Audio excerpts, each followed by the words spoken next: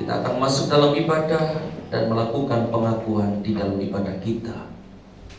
Sebab pada dasarnya berkat dan pertolongan di dalam ibadah kita datangnya dari pihak Allah pencipta langit bumi beserta segala isinya.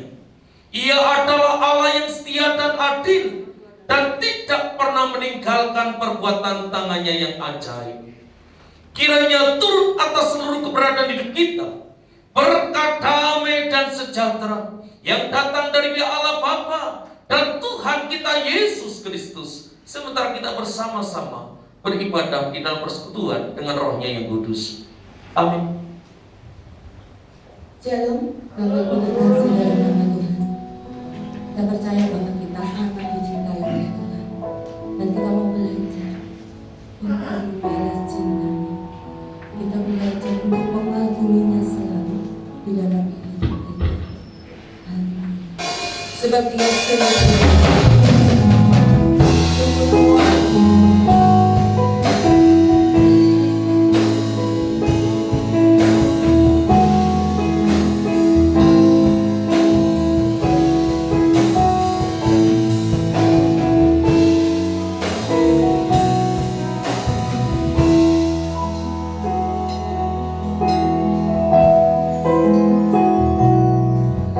sungguh indah tiada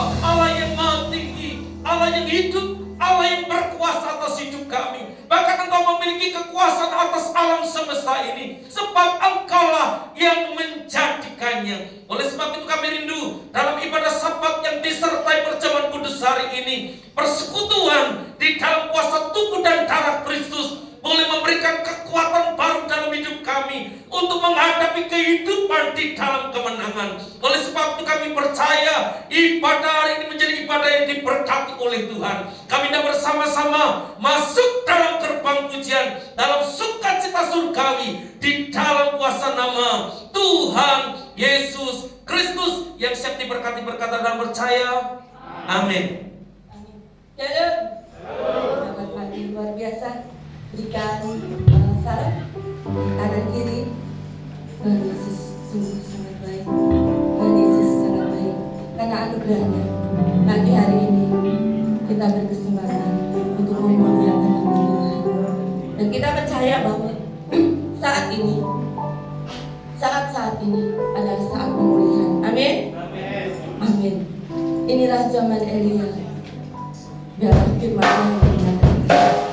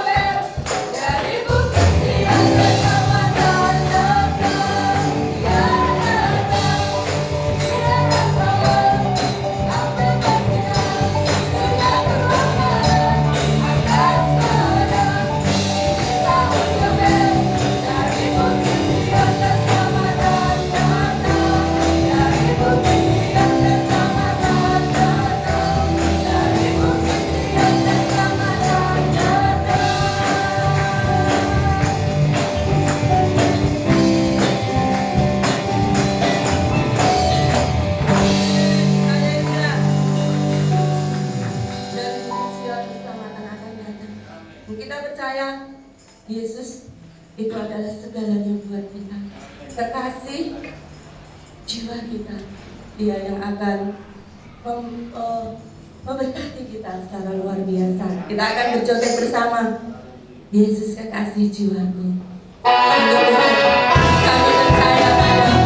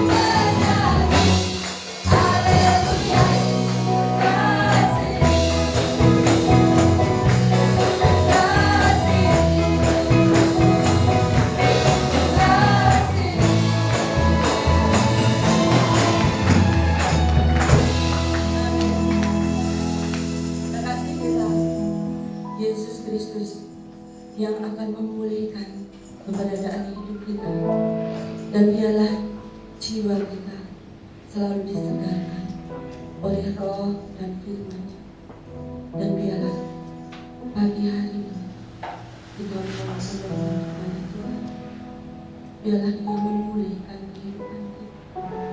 Haleluya.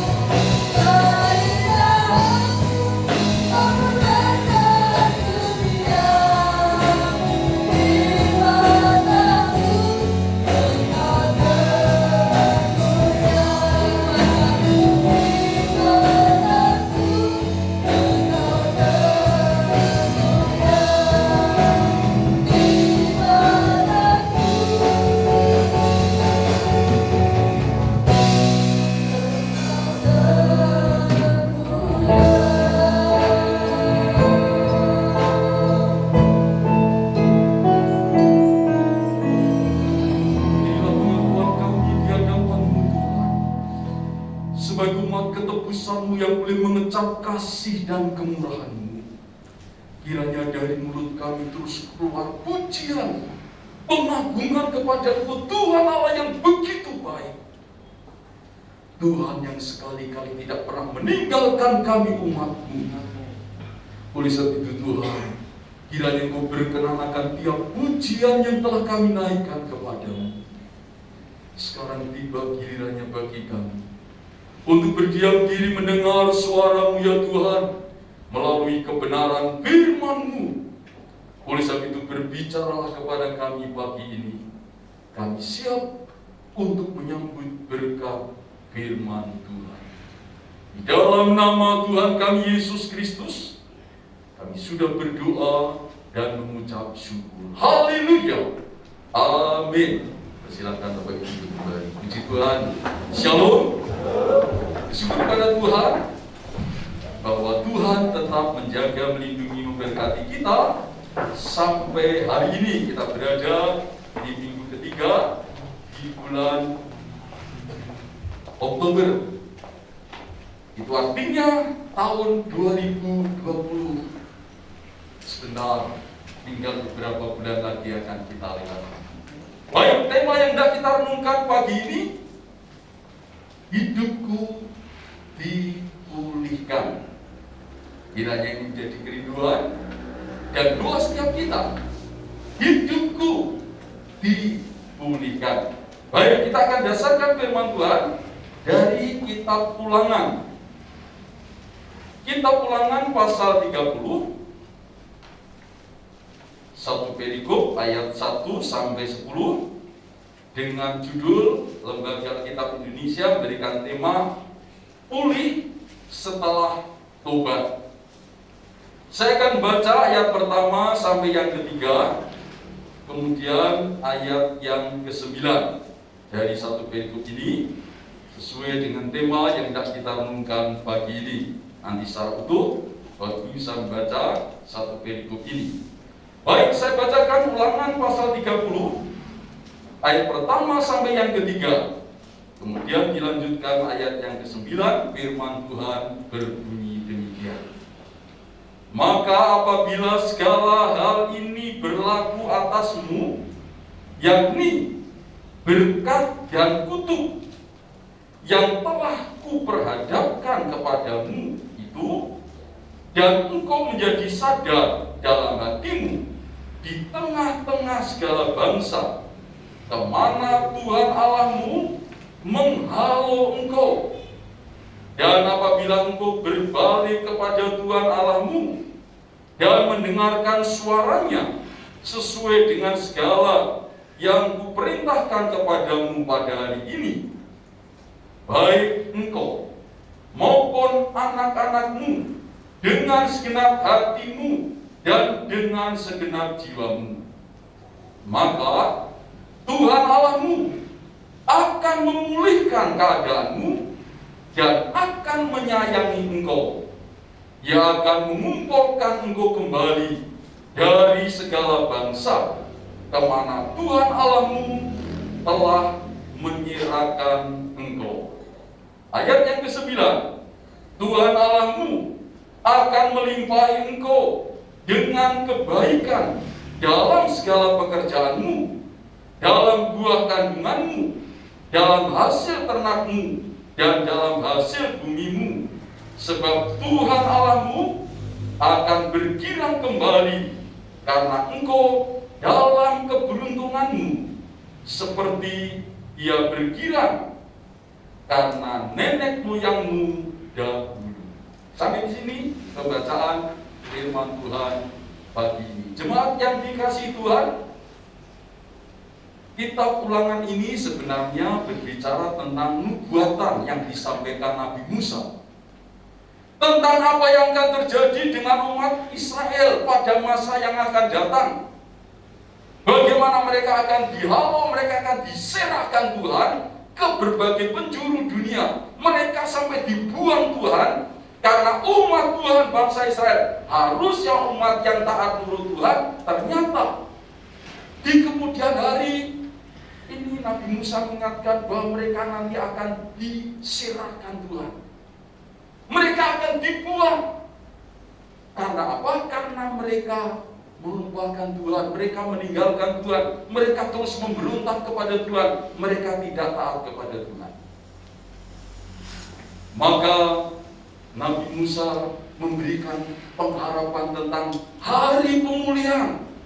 Meskipun umat Tuhan karena ketidaktaatannya, mereka nanti akan dihukum Tuhan, mereka akan diserahkan. Tapi Tuhan menjanjikan terjadinya suatu pemulihan. Sesungguhnya Tuhan juga hendak memulihkan orang percaya sepanjang zaman.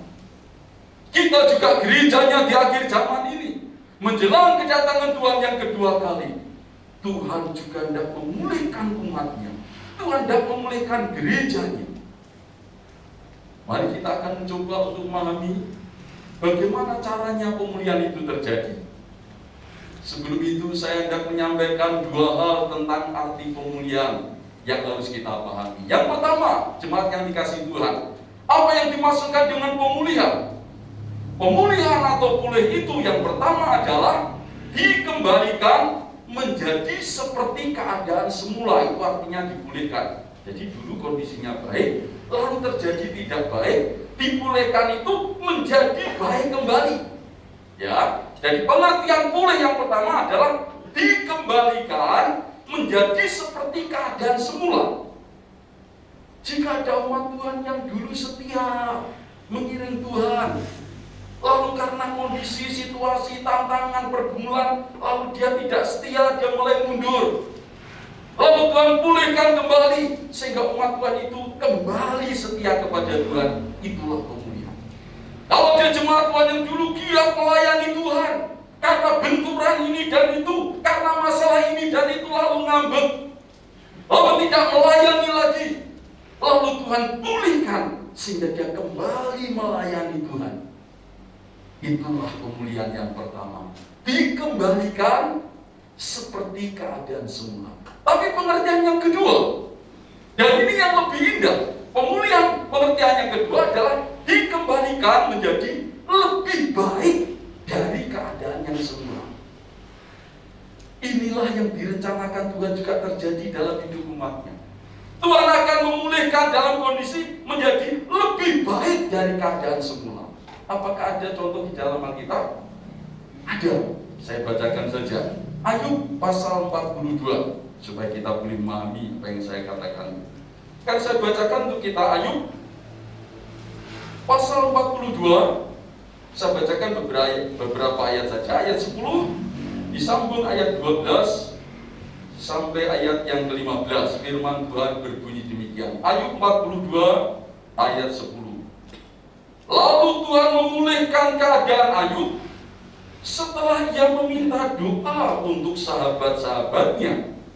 Dan Tuhan memberikan kepada Ayub, perhatikan, 2 kali lipat dari segala kepunyaannya yang dahulu. Ayat 12. Tuhan memberkati Ayub dalam hidupnya yang selanjutnya lebih daripada dalam hidupnya yang dahulu. Ia mendapat 14.000 ekor kambing domba dan 6.000 unta, 1.000 pasang lembu dan 1.000 ekor keledai betina. Ia juga mendapat 7 orang anak laki-laki dan 3 orang anak perempuan. Dan anak perempuan yang pertama diberinya nama Yemima, yang kedua Kesia, dan yang ketiga Keren-Hapuk. Perhatikan, di seluruh negeri tidak terdapat perempuan yang secantik anak-anak Ayub, dan mereka diberi ayahnya milik pusaka di tengah-tengah saudara-saudaranya laki-laki. Perhatikan di sini, pemulihan yang dialami Ayub bukan saja kembali seperti semula, tetapi dikatakan Tuhan memberikan kembalinya itu 2 kali lipat. Tuhan berikan lebih baik. Ketika Tuhan memulihkan, bukan hanya Tuhan bisa memulihkan, mengembalikan dalam kondisi seperti semula, tapi Tuhan bisa membuat pemulihan itu terjadi lebih baik dari semula. Ayub dikatakan anaknya 7 laki-laki meninggal, digantikan kembali 7 anak lagi. Kemudian yang perempuan 3, tapi sebelumnya tidak ada catatan di seluruh dunia tidak ada anak-anak yang secantik Ayub. Jadi pemulihannya lebih. Demikianlah hartanya 2 kali lipat. Tuhan kalau memulihkan itu kadang tidak tanggung-tanggung. Bukannya dikembalikan seperti semula, tapi diberi lebih baik dari yang semula. Mari kita rindukan pemulihan dari Tuhan terjadi. Bukan saja dipulihkan, dikembalikan posisi kita, kedudukan kita, tapi Tuhan akan berikan lebih baik dari itu. Nah, pertanyaannya sekarang adalah bagaimana? Bagaimana caranya supaya pemulihan itu bisa terjadi dalam kehidupan kita? Mari kita belajar dari kitab Ulangan ini, ayat yang kedua. Inilah rahasia pemulihan itu terjadi di ayat yang kedua yang disampaikan oleh Nabi Musa. Meskipun umat Israel bangsanya itu akan dihukum, diserahkan, tapi ada pengharapan. Ayat yang kedua dikatakan, dan apabila engkau berbalik kepada Tuhan Allahmu dan mendengarkan suaranya sesuai dengan segala yang kuperintahkan kepadamu pada hari ini, dan seterusnya. Yang pertama, jemaat yang dikasihi Tuhan, pemulihan itu terjadi ketika umat Tuhan memiliki sikap mau bertobat atau terjadinya pertobatan. Jangan salah paham tentang bertobat. Yang pertama kali kita menerima Kristus sebagai Tuhan Juru Selamat, itu pertama kali ketika Bapak Ibu dan saya dulu tidak mengenal Tuhan, lalu kita bertobat menerima Kristus sebagai Tuhan Juru Selamat, itu awal. Tetapi pertobatan hidup yang benar harus terjadi terus-menerus. Bertobat untuk menerima Kristus sebagai Tuhan Juru Selamat itu adalah sekali ketika kita memulai percaya Yesus. Tetapi hidup yang selalu bertobat, artinya berjalan di jalan Tuhan, harus terus terjadi dalam hidup umat Tuhan. Mengapa? Karena dalam perjalanan hidup kita sering kita menghadapi godaan, tantangan. Kita terbawa arus dunia, lalu jalan kita tidak lagi lurus menurut jalan Tuhan, mulai melenceng, miring, asal jangan sampai keluar dari jalur Tuhan itu yang baik. Tetapi bukankah itu bisa terjadi? Oleh sebab itu umat Tuhan diingatkan, Musa mengingatkan, meskipun mereka menghadapi hal yang terburuk, bangsa Israel akan diserahkan, dibuang oleh Tuhan karena dosanya, tetapi Tuhan janjikan masih ada pengharapan untuk diberikan. Caranya harus ada pertobatan. Bertobat itu artinya berbalik dari dosa-dosa yang dilakukan, lalu berjalan di dalam kebenaran Tuhan. Jadi kata bertobat itu bahasa aslinya adalah berbalik, ya, bukan hanya berhenti. Kalau dulu saya berjalan menuju ke sana dalam dosa, berbalik bukan saja berhenti, tidak lagi jalan dosa, tapi berbalik lalu saya berjalan di dalam kebenaran. Itulah arti bertobat. Oleh sebab itu kalau orang berkata bertobat, tapi dia masih terus melakukan yang dosa, yang jahat, itu belum bertobat. Mungkin dia sadar lalu berhenti. Ketika berhenti tertarik lagi, dia jalan lagi dalam dosa. Tapi bertobat itu berbalik. Dari saya menghadap ke sana, berbalik itu bertobat adalah saya harus balik, tinggalkan dosa, saya mulai jalan dalam kebenaran. Itulah pengertian tentang bertobat. Berbalik dari dosa kepada kebenaran. Bertobat juga berarti berani untuk membuang dan meninggalkan hal-hal yang tidak dikehendaki Tuhan, yang sering kadang masih kita mau pegang, tapi itu tidak dikehendaki Tuhan. Maka bertobat berarti kita tinggalkan, kita buang hal yang tidak dikehendaki Tuhan itu, dan mulai kita melakukan apa yang dikehendaki Tuhan untuk kita lakukan dalam hidup. Bertobat juga berarti kita sadar akan diri kita, lalu mohon pengampunan Tuhan supaya anugerahnya diberikan kepada kita. Dan itulah awal pemulihan. Pertobatan adalah awal dari suatu pemulihan. Kalau umat Tuhan ingin dipulihkan, harus pertama-tama sikap untuk bertobat harus terjadi. Ya, itu yang Tuhan inginkan dalam hidup kita. Yang kedua, masih ayat yang kedua dari Ulangan pasal 30. Apa yang harus dilakukan umat Tuhan? Kalau ingin mengalami pemulihan dari Tuhan, harus ada ketaatan. Katakan di situ, harus mendengarkan suara Tuhan. harus perhatikan dan melakukan. Setelah Tuhan bawa kita untuk bertobat, Tuhan ingin kita menjadi umat Tuhan yang taat kepada Tuhan, yang taat untuk mendengar firman Tuhan, taat untuk melakukan perintah Tuhan. Dan itulah sebenarnya kunci pemulihan itu akan terjadi. Contoh di dalam Alkitab, bagaimana ketaatan itu mendatangkan pemulihan. Tokoh, kalau tadi saya berikan tokoh Ayub, orang yang hidup dekat dengan Tuhan. Sekarang ini tokoh dari orang yang dulu tidak kenal Tuhan. Dari bangsa Aram, panglima yang terkenal yang bernama Panglima Naaman. Dia panglima yang hebat. Ia dipakai untuk mengalahkan negara-negara lain. Ia dianggap sebagai pahlawan pembela bangsanya. Tapi siapa tahu bahwa di balik kehebatannya itu, kalau di rumah dia adalah orang yang sangat menderita karena dia sesungguhnya memiliki sakit kusta. Penderitaan itu mungkin tidak nampak di luar ketika dia gagah perkasa, tetapi di rumahnya ada gadis kecil dari Israel yang melihat gundah gulana dan kesedihan dari tuannya ini. Lalu gadis kecil dari Israel itu ngomong bicara pada nyonyanya, "Nyonya, kalau Tuhan ingin sembuh, Tuhan bisa datang ke Israel. Di Israel itu ada nabi Tuhan, Nabi Elisa. Tuhan bisa pakai melalui nabinya itu menyembuhkan orang sakit." Bapak Ibu saya dikasih Tuhan, hanya cerita gadis kecil dari Israel yang sederhana.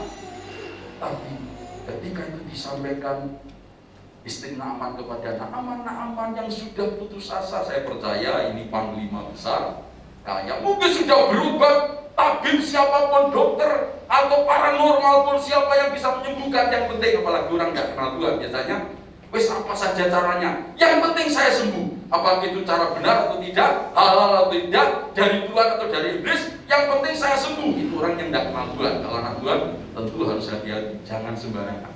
Ya. Nah, ini Naaman tentu sudah seperti itu, tapi tidak ada yang menyembuhkan sakit kusta saat itu, juga belum ada obat yang menolongnya. Berita dari gadis kecil Israel ini memberikan harapan. Lalu muncul iman. Kalau aku datang ketemu Nabi itu dan sembuh, wah, ini harapan. Mungkin sudah pupus harapannya selama ini, putus asa. Tapi Naaman punya itu. Singkat cerita, dia minta izin dari Raja Aram, beri surat, bahkan rekomendasi ketemu dengan Raja Israel supaya disembuhkan. Singkat cerita, dia bertemu dengan Nabi Elisa. Nabi Elisa yang menyuruh, kalau kamu ingin sembuh, masukkan dirimu ke sungai Yordan 7 kali. Pertama kali perintah ini dianggap sebagai pelecehan, sebagai penghinaan. Ini panglima besar. Bahkan dia berkata, apakah kurang bersih sungai-sungai di tempat saya? Di negara Aram itu sungai-sungainya lebih bersih daripada sungai yang jorok di Israel. Sungai Yordan ini yang campur baur semua kotor. Kalau aku sakit kusta masuk ke tempat yang kotor, bukannya sembuh tambah parah.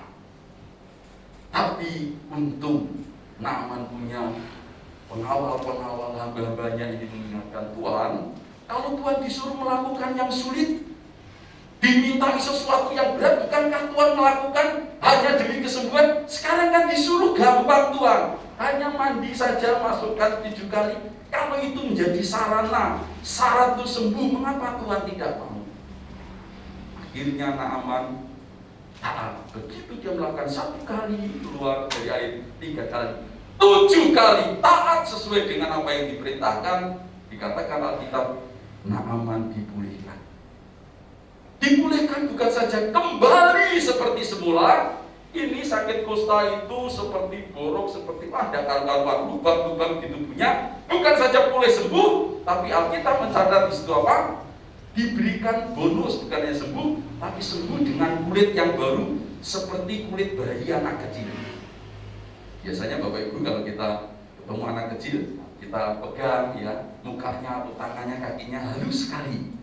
Tapi kalau sudah tua seperti saya ini, tangannya sudah kasar semua. Ya. Nah, ini Naaman bukan saja dipulihkan, sembuh dari sakit kusta itu, tapi juga Tuhan berikan tadi lebih. Pemulihannya itu lebih dari awal, diberikan dengan tubuh yang baru, bahkan kulit yang baru seperti kulit bayi. Nah, Inilah pemulihan terjadi ketika apa? Ketika ada ketaatan. Dan contoh yang lain, peristiwa Kana itu juga sama. Ketika pelayan-pelayan disuruh Ibu Maria, nanti apa saja yang dikatakan Yesus lakukan. Maka ketika disuruh dan taat, ambil air, diisi air, cedok air, dan dilakukan. Singkat cerita, dalam ketaatan di sana pemulihan mujizat Tuhan. Jadi, Bapak Ibu saudara sekalian, di sini ada dua hal yang ditekankan. Nabi Musa mengingatkan kalau umat Tuhan nanti, meskipun kamu akan mengalami masa-masa sulit, tapi kamu mau pertama bertobat, berbalik kepada Tuhan. Dua, kamu kembali mau taat melakukan perintah Tuhan. Maka apa yang terjadi? Yang terjadi ayat yang ketiga. Ada rahasia yang indah. Ketika bangsa Israel melakukan perintah Tuhan, ayat yang ketiga apa? Dikatakan di sana. Yang pertama, maka Tuhan Allahmu akan memulihkan keadaanmu. Saya secara singkat pagi ini akan menyampaikan hasil dari pertobatan dan ketaatan ada 4. Dari ayat 3 dan ayat yang ke-9. Yang pertama adalah umat Tuhan yang terus memiliki sikap hati mau terus bertobat dan mau taat kepada Tuhan. Maka janji Tuhan, aku akan memulihkan engkau. Tuhan Allah sanggup memulihkan. Meskipun bangsa Israel sudah tidak punya pengharapan bagaimana mereka yang terserak itu nanti bisa kembali. Bagaimana caranya mereka tidak tahu. Mereka sudah menderita di tempat pembuangan itu jauh dari negeri orang terasing. Tapi Tuhan berkata, aku akan memulihkan engkau kembali. Janji pemulihan ini bukannya terjadi untuk waktu itu bangsa Israel, tetapi janji pemulihan juga bagi umat Tuhan sepanjang zaman. Terlebih kita gerejanya di akhir zaman ini. Tuhan sedang menyiapkan kita menjadi satu generasi, satu umat Allah yang tidak dipulihkan dan bertemu dengan Kristus dalam kedatangan yang kedua kali. Dan Tuhan akan memulihkan umatnya gereja di segala segi kehidupan, baik secara jasmani, lebih juga secara rohani akan dipulihkan umat Tuhan. Yang kedua, janji hasil dari pertobatan dan ketaatan adalah Tuhan berjanji, aku akan menyayangi engkau. Akan dipulihkan Tuhan. Kedua, akan disayangi oleh Tuhan. Kata aku akan menyayangi engkau, artinya Tuhan akan menunjukkan lagi kasih sayangnya yang makin dinyatakan melimpah. Kalau karena dosanya Allah seakan menjauh, kalau umatnya sekarang mau mendekat dan kembali datang kepada Tuhan, Tuhan akan berikan kasih sayang yang lebih indah lagi bagi umatnya. Bapak Ibu, gambaran anak, kalau kita punya anak, meskipun anak kita itu nakal, kadang kita tidak senang dengan kenakalan anak kita, tapi toh dia tetap anak kita. Ya, mungkin kita bisa ngomeli dia, kadang juga mungkin menegur dia, tapi dia tetap anak kita. Dan tiga, ya, kalau kita melihat anak kita dalam kondisi tidak baik, Tuhan Allah kita itu lebih baik dari bapak orang tua di dunia ini yang menyayangi anaknya. Meskipun seringkali kita anaknya itu melupakan Tuhan, jauh dari Tuhan, dan nurut Tuhan, Tuhan itu tetap baik. Ia tetap mengasihi Bapak, Ibu, dan saya. Dan Tuhan itu mengasihi juga umatnya bangsa Israel. Meskipun bangsa ini sering terus menggerutu, ya, bersungut-sungut, tegar, tempur keras kepala, aduh, bangsa yang tidak bisa menjadi contoh yang baik. Tapi Tuhan berkata, aku akan menyayangi engkau. Mari kita bersyukur, mari kita berbahagia kalau kita menjadi umat yang tetap menjadi pusat perhatian Tuhan. Kalau kita sungguh-sungguh mau bertobat dan mau taat kepada Tuhan, maka janji pemulihan dan kasih sayang Tuhan itu makin kita rasakan dalam hidup kita. Yang ketiga, masih ayat yang ketiga dari Ulangan 30 dikatakan, aku akan mengumpulkan kau kembali dari segala bangsa yang terserak dimanapun. Tuhan berjanji apa? Tuhan berjanji untuk mengumpulkan umatnya dari segala penjuru dunia. Mungkin bangsa Israel bingung, bagaimana caranya? Belum ada kendaraan yang jarak cepat ini, kalau berbagai negara bagaimana? Tidak usah mikirin itu, bagiannya Tuhan. Tapi Tuhan janjinya pasti akan digenapi. Tuhan berjanji, akan mengumpulkan kembali umatnya dari segala penjuru dunia. Tuhan akan menyatukan umatnya nanti dari segala bangsa di dunia ini. Terlebih ketika dia datang kedua kali nanti, Tuhan akan mengumpulkan, menyatukan umat Tuhan dari segala bangsa, suku bangsa di dunia ini. Mereka akan datang kepada Tuhan dan mereka akan menyembah Tuhan dengan bahasa-bahasa masing-masing, dengan berbagai cara mereka. Mereka akan dikumpulkan, mereka akan disatukan jadi satu umat Allah di muka bumi ini. Inilah masa yang dinantikan ketika nanti Tuhan datang kedua kali. Tuhan akan bawa seluruh umatnya di muka bumi ini nanti disatukan menjadi satu umat Allah yang bertemu dengan Dia. Dan Tuhan kerjakan itu mulai dengan mau memulihkan gerejanya umatnya. Ketika saat ini gereja orang percaya di Indonesia, bahkan di dunia, umat Tuhan mulai hidupnya tidak benar. Tuhan izinkan terjadi malapetaka musibah, termasuk pandemi virus corona. Biarlah boleh memulihkan, menyadarkan umat Tuhan untuk kembali jalan yang benar, untuk kembali melakukan pengiringan pelayanan yang benar. Kalau selama ini kita sembarangan dalam kita mengiring melayani Tuhan, Tuhan mau pulihkan gerejanya di akhir zaman ini, sehingga kita dipersiapkan menjadi umat Tuhan yang kelak boleh menerima anugerahnya. Dan yang keempat, Ulangan pasal 30 ayat 9 tadi dikatakan di sana, Tuhan menjanjikan untuk bukan saja memulihkan, menyayangi dan akan mengumpulkan umatnya, tapi Tuhan juga berjanji untuk memelihara dan memberkati. Bapak ini terus saya akan ulang-ulang. Berkat jasmani itu bukan utama tujuan Tuhan. Ya. Berkat jasmani itu mengikuti, itu berkat tambahan. Tapi yang utama Tuhan datang ke dalam dunia ini adalah untuk menyelamatkan kita. Dia mau bentuk rohani kita yang jasmani itu mengikuti. Tuhan itu baik, Dia akan berkati. Tapi jangan yang jasmani terus menjadi utama yang di depan kita, di pikiran kita. Mulai dari sikap hati yang benar, pengiringan kita, rohani kita. Kalau rohani kita, hidup kita benar, maka jasmani itu akan mengikuti. Berkat-berkat itu akan mengikuti kita. Tuhan itu menyayangi kita. Tapi ada banyak orang yang berkelimpahan berkat rohani, tapi hidupnya tidak benar. Dikatakan apa artinya memiliki seluruh dunia ini kalau jiwanya binasa? Oleh sebab itu, jangan fokus kita hanya kepada materi dan berkat jasmani. Ya. Tapi mari kita melihat ini akan mengikuti. Janji Tuhan diberikan, Tuhan akan tetap melimpahi umatnya dengan segala kebaikan dan kemurahannya. Bahkan Tuhan menjanjikan akan berkati pekerjaan kita, segala bentuk pekerjaan tadi, di ladang, di peternakan, di apapun usaha pekerjaan kita. Dan bukan hanya itu, dikatakan akan berkati buah kandunganmu, supaya dalam keluarga rumah tangga juga Tuhan karuniai keturunan, anak atau anak-anak. Ada keluarga-keluarga yang bergumul sekian lama, sudah menikah belum punya anak. Ia boleh berharap kepada Tuhan, Ialah sang pemberi anugerah itu. Ia juga bisa memberikan berkat buah kandungan itu, sehingga nanti hadir keturunan, anak dan anak-anak dalam hidup kita. Pagi ini, setelah kita mengerti kebenaran firman Tuhan, rindukah kita menjadi umat Tuhan di akhir zaman yang betul-betul mau dipulihkan?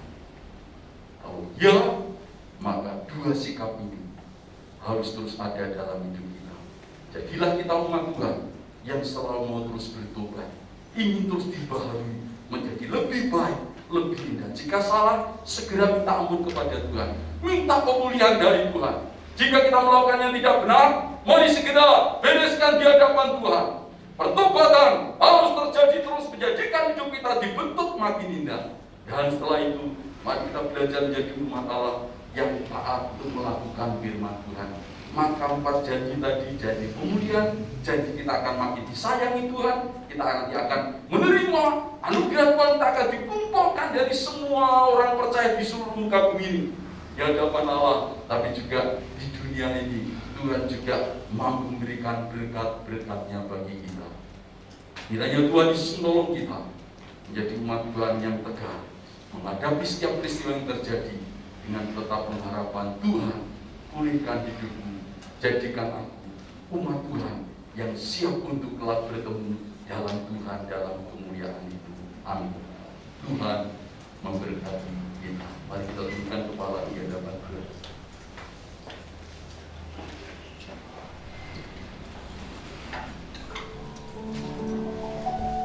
Bagi Tuhan tak ada yang mustahil. Bagi Tuhan tak ada yang tak mungkin. Mukjizatnya disediakan bagiku, ku diangkat dan dipulihkannya. Bagi Tuhan tak ada yang mustahil. Bagi Tuhan tak ada yang tak mungkin. Mukjizatnya disediakan bagiku, ku diangkat dan dipulihkannya.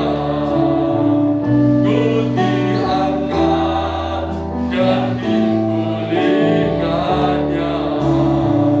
Ku diangkat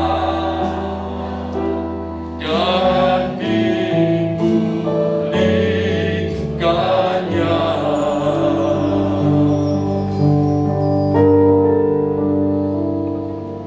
Sekalipun umat Israel sudah tidak memiliki pengharapan ketika mereka diserahkan Tuhan, mereka dibuang Tuhan di berbagai tempat negara karena ketidaktaatan, karena mereka telah meninggalkan Tuhan.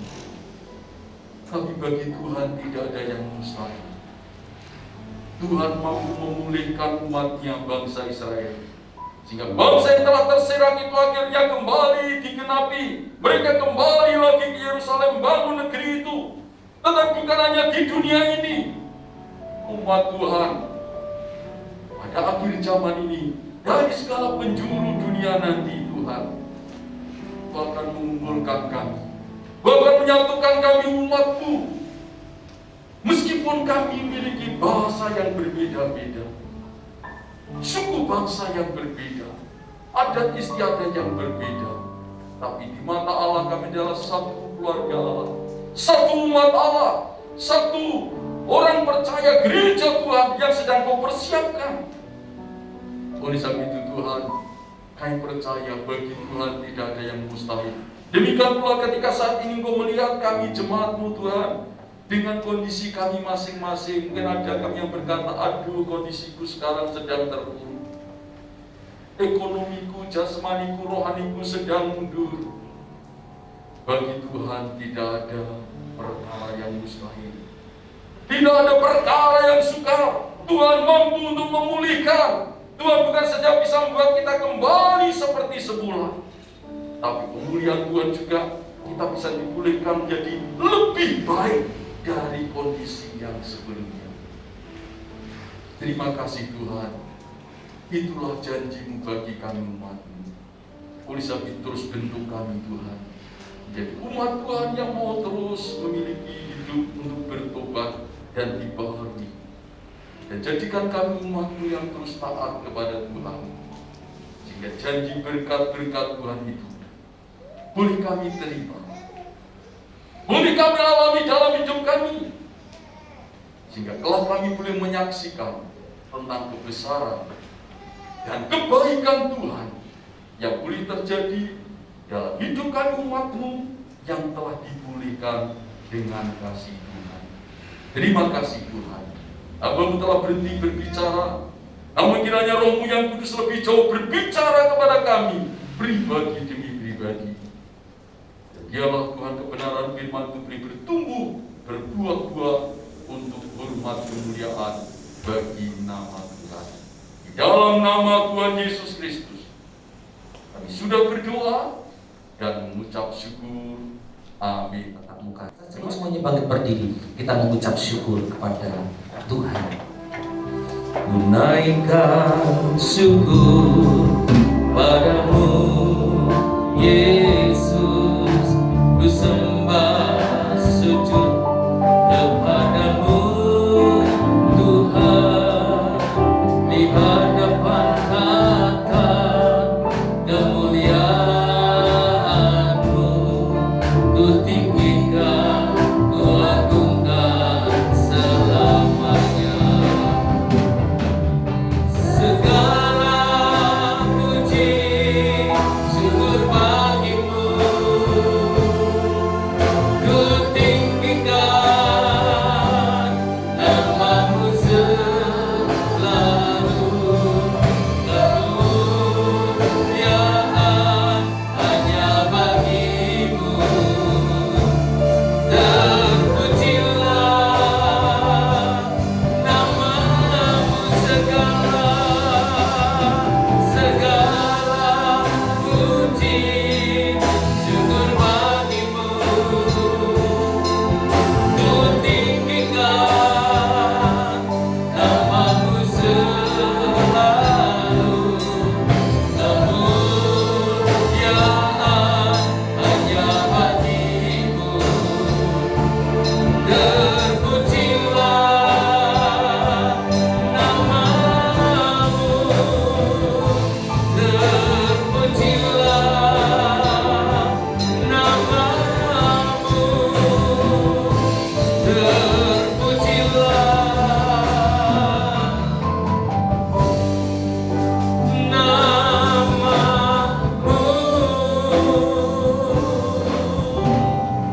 Kami mengucap syukur untuk berkat dan anugerah Tuhan dalam ibadah pagi hari ini yang disertai dengan perjamuan kudus. Kami percaya kuasa persekutuan dengan tubuh dan darah Kristus boleh membawa hidup kami di dalam kemenangan dalam segala hal sesuai dengan kebenaran firman Tuhan. Ketika kami boleh menyadari keberadaan kami terhadap peringatan-peringatan Tuhan dan kami berbalik dari jalan kami yang salah, maka Tuhan berkenan memulihkan keberadaan hidup kami. Oleh sebab itu hamba-Mu menengadahkan tangan. Diberkatilah ladang pekerjaan seluruh dan jemaat yang ada. Diberkatilah rumah tangga mereka dengan damai sejahtera Kristus. Diberkatilah anak-anak mereka, masa depan anak-anak mereka, pendidikan anak-anak mereka, bahkan buah kandungan mereka pun boleh diberkati oleh Tuhan di dalam kuasa nama Tuhan Yesus. Lebih daripada itu, di tengah-tengah masa pandemi ini, Tuhan, kami membutuhkan pertolongan-Mu, kami memerlukan perlindungan-Mu. Oleh sebab itu, dengan kuasa darah Kristus, kami boleh dijagai untuk tetap mengalami kesehatan yang datang daripada Tuhan.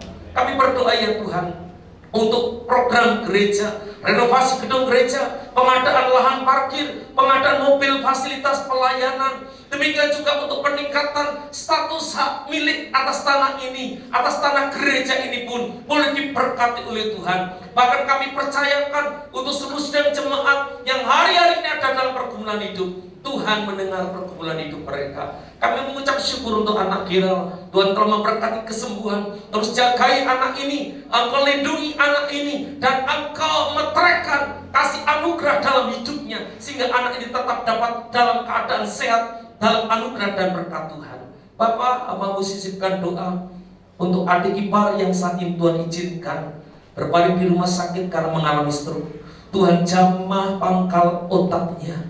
Tuhan bekerja melebihi kuasa yang ada dimanapun. Engkau menciptakan hamba-Mu ini. Ketika pertobatan terjadi, biarlah hari ini tangan-Mu yang penuh dengan kuasa menjamahnya di dalam kuasa nama Yesus, sehingga Tuhan boleh mengalirkan seluruh edaran aliran darah dalam tubuhnya dalam keadaan baik dan normal. Bahkan seluruh aliran darah di otaknya dibuat normal di dalam nama Yesus. Kami percaya mukjizat tetap ada.